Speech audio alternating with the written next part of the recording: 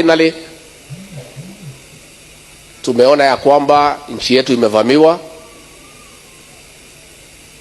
by troops from foreign countries. Pale Mandera, maaskari ya Jubaland wameingia Mandera. They have occupied more than half of the town. Waliua watu 5. 7 people have been injured and many people have been displaced, including schools. The leadership of Mandera was there over last weekend. Instead of castigating the invasion of Kenya by foreign forces, they were castigating Rigiji. Juzi nimeita TV nikasema askari wako pale ya nchi jirani. Sasa ndio nimeona governor wa Mandera ameamuka analia ati asaidiwe. Yet last weekend and over there he was not speaking. The senator was not speaking. The MP was not speaking. Mimi nimechukua jukumu kutetea watu ya Mandera, kutetea watu ya northeastern Kenya. It is unacceptable that foreign forces can invade Kenya. And the mandate of the Kenya Defense Forces is to protect our territorial integrity. And it cannot be that foreign forces are in our land and the government is quiet, the commander-in-chief is quiet. We are asking the commander-in-chief of the Kenya Defense Forces to immediately order an operation to flush out foreign troops out of our land. This is our country. We have a responsibility to protect our territorial integrity, and it cannot be that forces from Somalia can come into Kenya and occupy our land and terrorize our people. Yet the government is quiet and the leaders of Mandera are quiet. Nimeona wa Somali wanalia kila mahali. Jubaland forces have occupied a better part of Mandera. Nimeona hata governor wa Mandera akizungumza akilia. Na mimi nashangaa what has happened between yenye Rigathi alisema na yenye sahi. Munalia nini? Nyinyi mlionyeshwa kuchukia Rigathi Gachagua hata wakati anazungumza ukweli na wakati anajaribu kusave Kenya. Nyinyi mlionyeshwa na hawa viongozi wenu wafisadi wakora ya kwamba Rigiji is tribal and anything that he is talking is tribal. Hata hiyo ya Al-Shabaab na Jubaland forces. Mimi ni waambie wa Somali, kabla hawa wakora wafike Murang'a, wafike Nyeri kwa Rigiji, wafike Kirinyaga, wafike Kiambu, watakuwa wamemalizana na nyinyi Mandera na Garissa na Marsabit. Na viongozi wenu hawako huko, wako hapa Nairobi na Kiambu. Wanajenga hapa hata Karen na Isiri. Sasa huko ni nyinyi mko. Na nyinyi ndio mtaonana na hao magaidi moja kwa moja kabla wafike hapa. So when you hear sometimes Rigathi Gachagua talking, don't think that everything is about tribe and everything. It's about a better Kenya. It's about your lives. It's about our lives as Kenyans. Kasongo is trading Kenya for votes. Na mtakipata. Hello guys, a very good afternoon. It is on Friday the 15th of August 2025. So it seems that many of my followers don't understand what is happening right now in southern Somalia, the kind of conflict that is going on right now in southern Somalia, and the spillover of this conflict into a border town in Kenya, that is Mandera. So let me give you a brief background of what is happening in Jubaland. So this is what's happening. So there's this guy called Ahmed Madowe. He's the leader. He was the leader of Raskambodi Brigade. He's a leader who was, supported by Kenya and Somalia and Ethiopia to become the leader of Jubaland regional administration. So Jubaland was created as a federal state in Somalia in 2012, and he became the leader.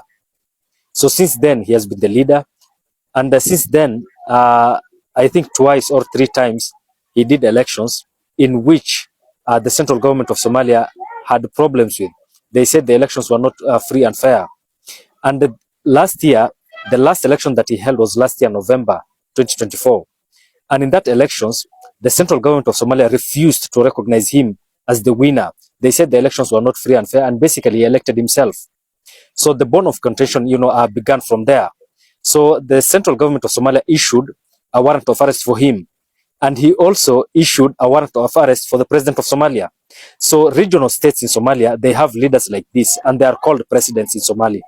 So if you bring them together, Somalia as a country has 6 regional states. So all of them, they are called presidents. So it seems Somalia has 7 presidents. If you add the overall president or the president of the Republic of Somalia. So away from that, this guy was helped by Kenya and specifically the Moi Kibaki administration to capture Kismayo. So you remember how Kenya captured Kismayo. I'll talk about that.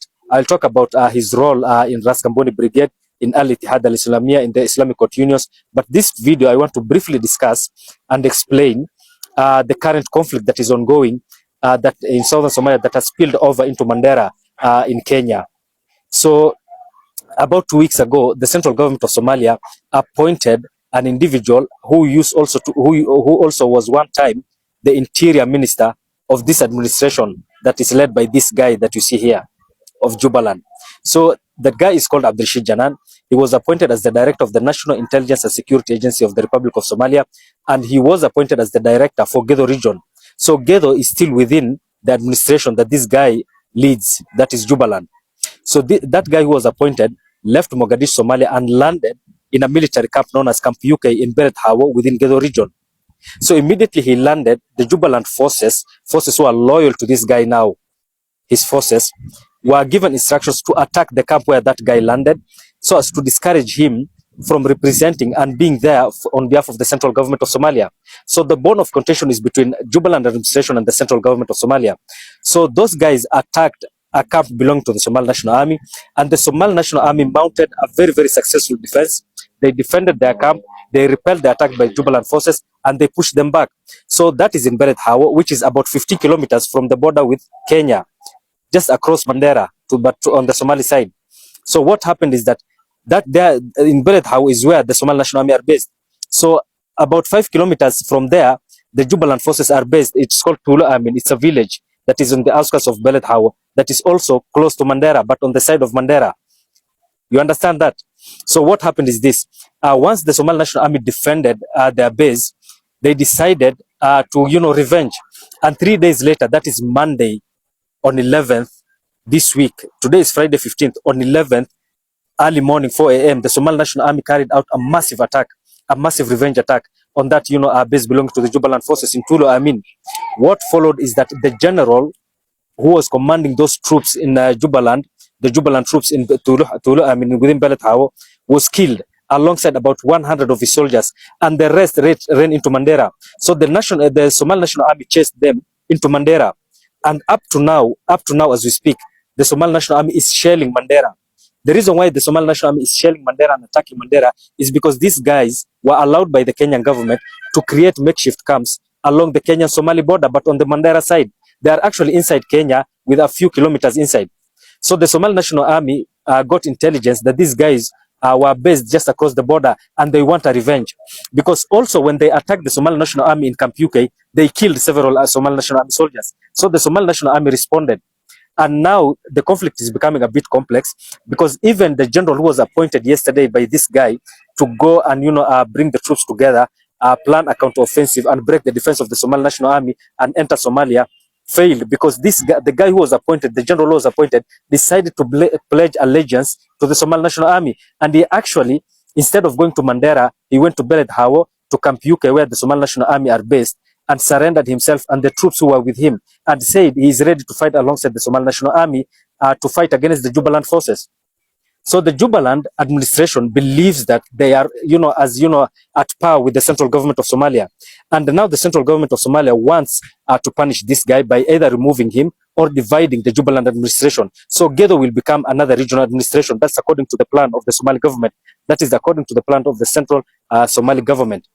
That is what the President Hassan Sheikh Mahmoud wants to do with Jubaland administration. He wants not only to remove this guy, but also to divide the Jubaland administration and create 2 regional administration and, reduce the power of this guy. So this guy is very powerful. He has very many MPs. Jubaland administration is very big. I've shared the map here so that you can see where Jubaland administration is. It's in the entire Somali border with Kenya. That is Jubaland administration. So to the north, it also borders Ethiopia. It's it contributes a lot of members of parliament because of its because it's a huge piece of land, and a lot of clans live there. not only Ogaden, but a lot of clans live there, and they contribute a lot of MPs, about 30 MPs to the federal parliament of Somalia, that is the central government. And this guy, given that he controls those MPs, he can shoot down any motion by the central government of Somalia. He has, been frustrating the central government of Somalia for a very, very long time. And now it seems the president, the current president of Somalia, wants to deal with him once and for all. Either they want to remove him or to divide the region. But it is said that the Somali government now wants to create a new regional administration within southern Somalia, that is Jubaland, divide Jubaland into two, remain with Jubaland as, as it is, and also get the region as, a different regional administration. So Jubaland will be divided into two. Salam guys, things are boiling in Mandera. Now before I tell you the Mandera story and how bad it is, Kenya, we are at a quagmire between Jubaland and Somalia. This shuttle diplomacy that we are playing might get us into trouble.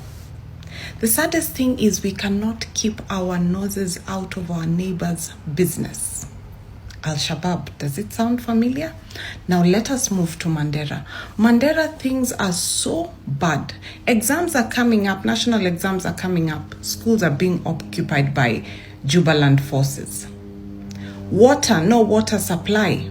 Mashambas taken, locals being killed.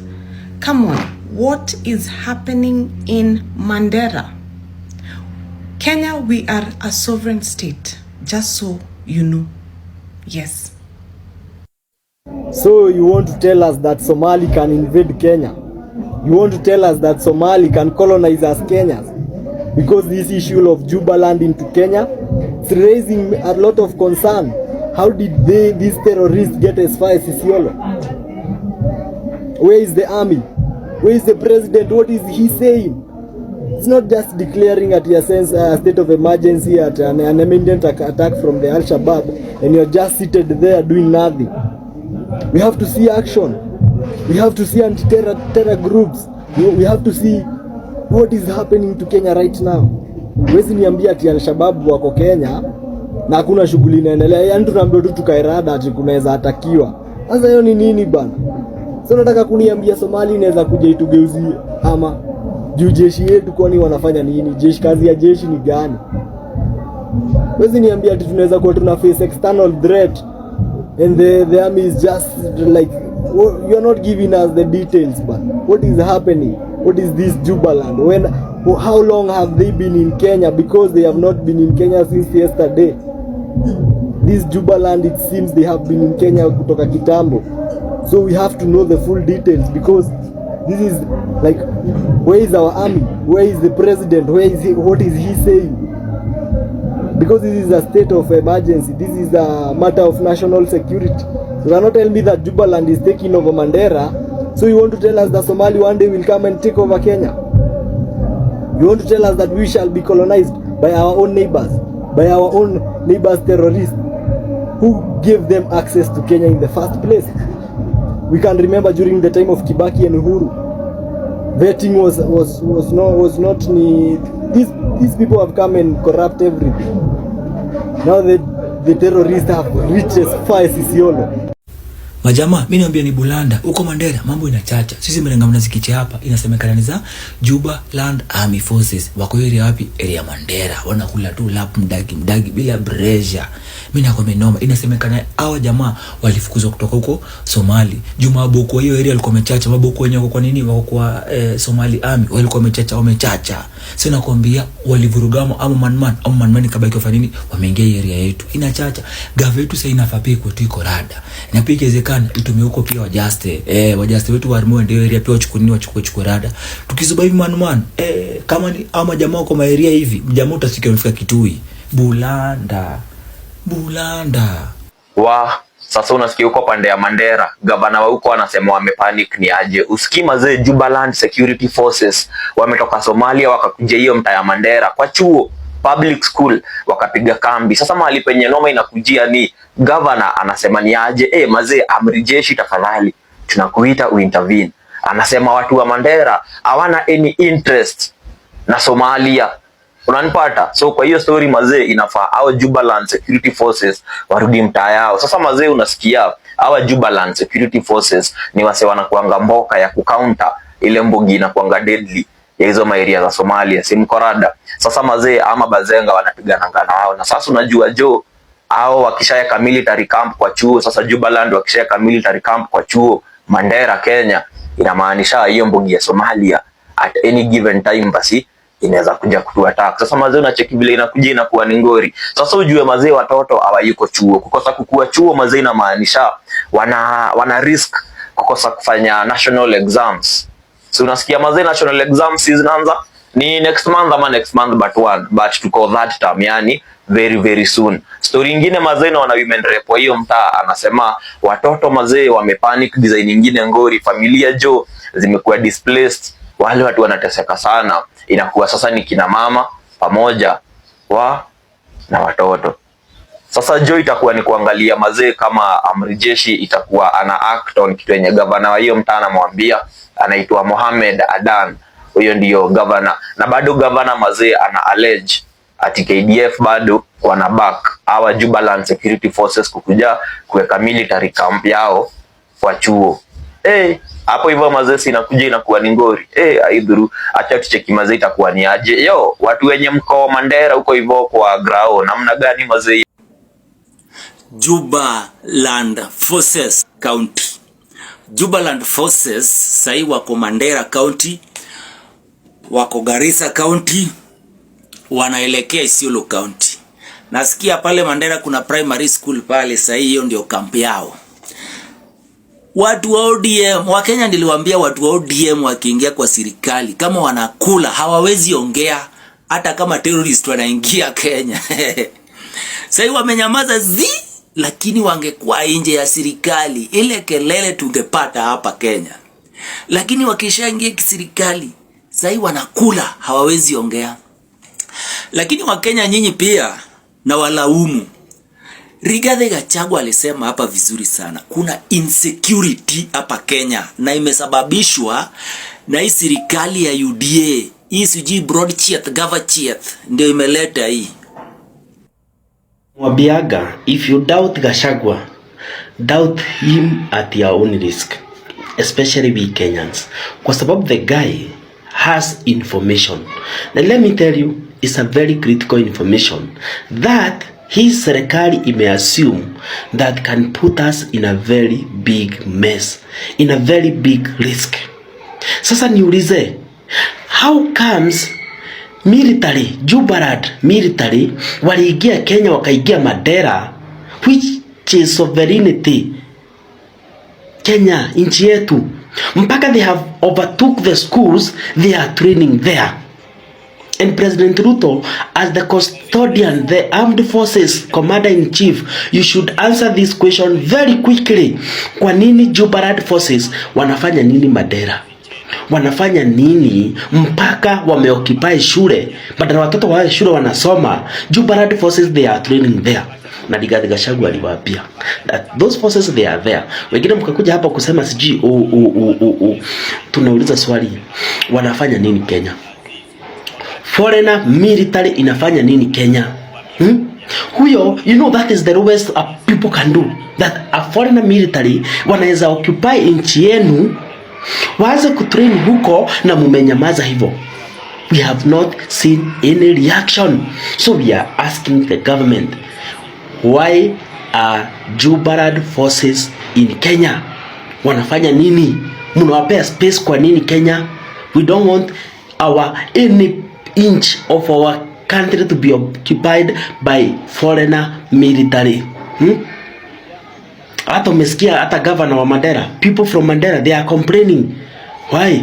Na inakuja to an extent that hiyo vita inatoka Somalia wanakuja kuchapania na Jubaland Kenya, side za Marsabit. That is the lowest we can do as a country. So Jubaland forces, they have a place they can do their training in Somalia. I wonder why they have been allowed to come to our country and to practice. And these are militias, the illegal militias. In their countries, they are not allowed to operate. But here, they've been given a chance to exercise their illegal duties here. They are practicing how to murder people. And so that is very unfortunate. It is very unfortunate because the government understands that as Kenya, we would want to keep our peace with our neighboring countries. And this is one of the practice that makes it difficult to be trusted by other countries, especially the East Africa. Me, what I would say, my opinion, the government should take an immediate action and drive away those militia and ensure we regain our control again. So it's very bad. And the other sad part is that this is not something that just happened yesterday or started happening yesterday. It is something that has been going on for weeks, and we are wondering, what is the end product of this? Is it that these people want to recruit more of their militia from Kenya?